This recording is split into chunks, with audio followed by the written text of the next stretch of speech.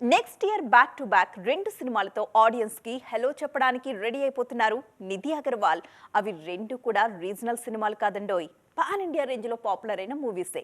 ఎన్నాళ్లుగానో సరైన బ్రేక్ కోసం వెయిట్ చేస్తున్న నిధి అగర్వాల్ కి ఈ 2 మూవీస్ ఎంత ప్లస్ అవుతాయో చూద్దాం. నిధి అగర్వాల్ గురించి మాట్లాడుకోవాలంటే ఫస్ట్ గుర్తొచ్చే సాంగ్ ఇదే. ఇస్మార్ట్ శంకర్లో దిమాగ్ ఖరాబ్ అంటూ దుమ్మురేపిన పాటే.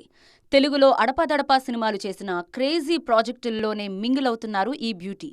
ఎందుకలా అని అడిగితే అన్ని సినిమాలు ఒప్పుకోవడం తనకిష్టం ఉండదట. మంచి ప్రాజెక్టులను చూసి సెలెక్ట్ చేసుకుంటూ ఉంటా అనే ఆన్సర్ ఇస్తున్నారు నిధి.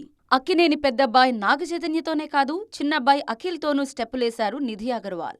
మిస్టర్ మజ్నూలో ఆమె రోల్కి, పర్ఫార్మెన్స్కి మంచి పేరే వచ్చింది.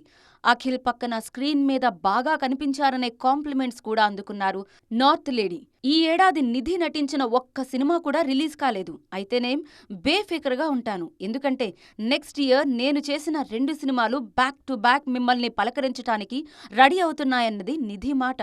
అందులో ఒకటి డార్లింగ్ హీరోగా నటిస్తున్న రాజాసాబ్. రాజాసాబ్లో మాళవికా మోహనన్, నిధి అగర్వాల్ ఇద్దరు నాయకులు. అటు పవర్ స్టార్ హరిహర వీరమల్లులోనూ ఇద్దరు నాయకులు.